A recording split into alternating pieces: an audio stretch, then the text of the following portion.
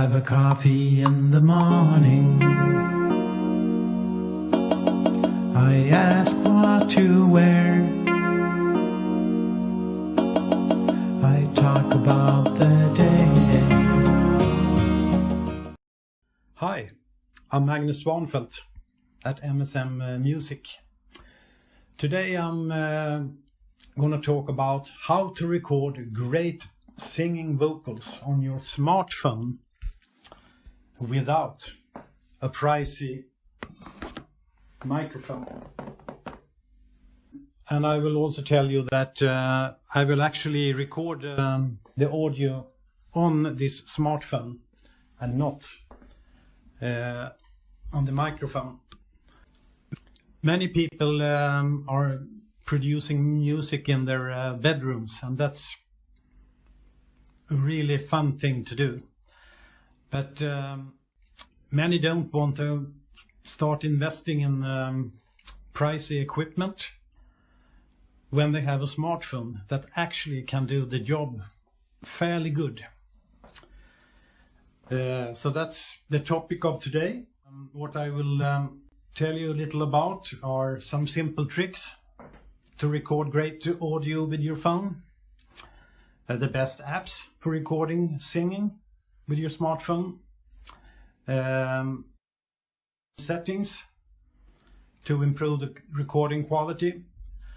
I will also cover some extras: multitrack recording, microphones, and sound cards and DAWs. The last thing are a little extra, or the next step you would take. But I will start with doing recordings on the smartphone. The most important trick is to look at your room.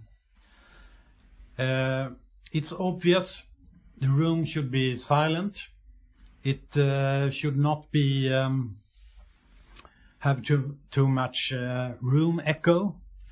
Good rooms is a bedroom or a closet.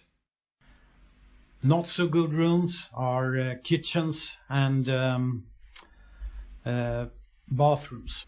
You should also shut all doors, windows, to avoid the noise to come in. You should not have your kids, dogs, your TV on, or anything else that's noisy in the room. If you still think that your room isn't good enough, you might have too much echo still, use some extra blankets, some extra pillows, and throw them over some of the furniture in the room. You can test the if there is unwanted echo in the room by, let's say, clapping your hands. If that sounds okay, then you're good to go. Okay, so you want to record your vocals, send them to a producer or a mix engineer, and this guy would like to have your vocals sent from you dry and clean. And dry and clean means that there's no background music on them and there's no effects at all, because that is the basic for doing mixing, using clean and dry recordings of all vocals and on all other instruments. All the effects and other extra that you add will be added by the recording engineer. However, you can also send the engineer or producer your own mix, where you have mixed the vocals with the background music and you have added the effects that you think should be there. Then you give the engineer a hint of what's your vision about this track. So what the engineer would like to have is the dry and clean vocals, and secondly your mix with your vision. So If you are listening to background music while singing, that's obvious that you probably want to do, then you should use headphones. A good pair of headphones is also very good, so you quickly can listen to the result of your recording. The external speakers or internal built-in speakers on the phone is not good enough to determine if the recording is okay or not. I will continue with the next tip. That is to do several takes. When the engineer gets your recording, there might be some flaws on it. And if the engineer has 2 takes, then maybe the other take doesn't have that particular flaw. But if the engineer has a few, at least 2, but he will be or she will be very happy with, let's say, 5, and the possibilities are very good to be able to do flawless recording. And this process is called comping.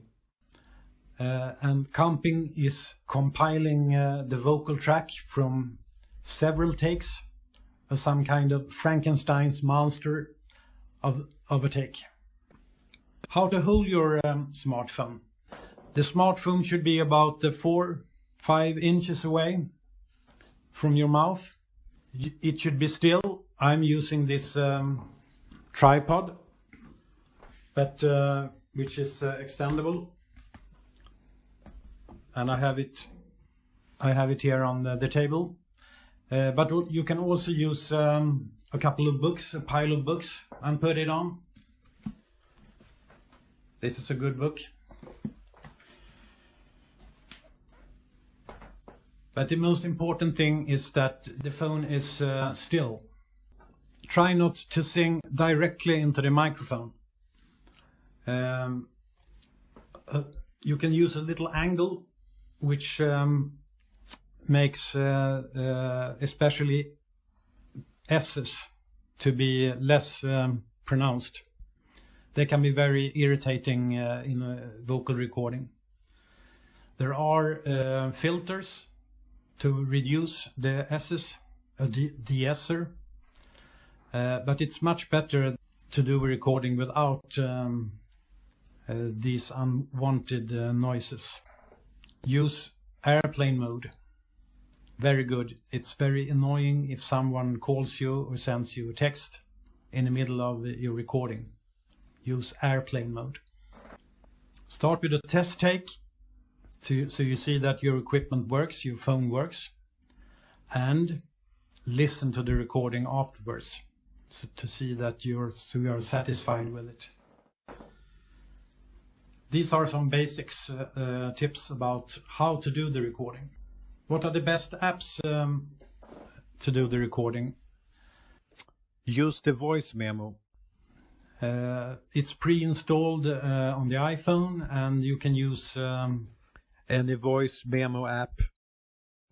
on an Android. For instance, Samsung voice memo.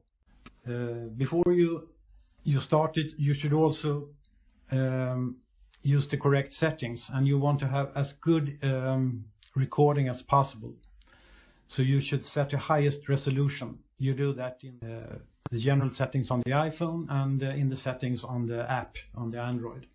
So the iPhone settings should be lossless, and Android settings, and also actually the setting for all sound recordings that you have in music should be 44.1 kilohertz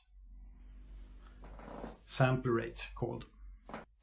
As I said, the sound for this video is recorded on this particular smartphone, and It's recorded with voice memo. but I told you I would also cover some extras. And the first extra is multitrack recording. And multitrack recording is what you do in your DAW, or if in the old days in the mixer board, you put all instruments and all vocals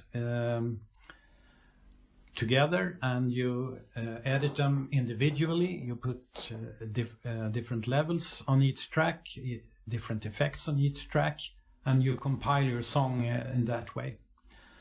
And to do this, you need a DAW, and there are lots of different DAWs on the market. Some are free, some are not free. Most actually are not free. Some works on the Mac, some works on Windows, some works on both, and some actually works on a smartphone. I will describe two of these DAWs that work on a smartphone. And if you have an iPhone, then you should use Garageband. Garageband ships automatically on a Mac, and you can download it for free on your iPhone or iPad. If you have an Android, then I would recommend BandLab. Also can be downloaded for free, and BandLab is actually also a community for music collaboration. It's great fun to be on that community. The next extra I will talk about is external microphones. I said in the beginning that I will talk about recording without external microphones. But the next step would maybe be for you to get an external microphone. And there are microphones that don't need any sound card, a box that you put between the microphone and the computer or phone. You can just connect these microphones with the USB cable. So that's the first next step that you might want to take. And the second next step, that would be to actually buy a microphone that also needs a sound card. And that one cannot be connected to a smartphone. That microphone and sound card you will connect to your Mac or to your PC. I will also do 2 tutorials on multitrack recording with Garageband and with BandLab. So please listen to them as well. And if you like this video, subscribe here.